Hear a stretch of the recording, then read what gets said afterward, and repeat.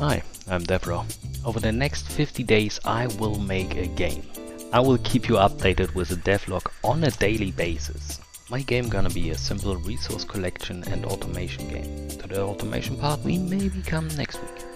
For now we can collect resources.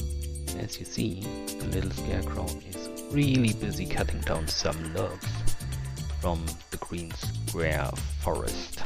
The character also has a maximum amount of resources he can carry currently, and there are resources who are currently locked behind tool requirements.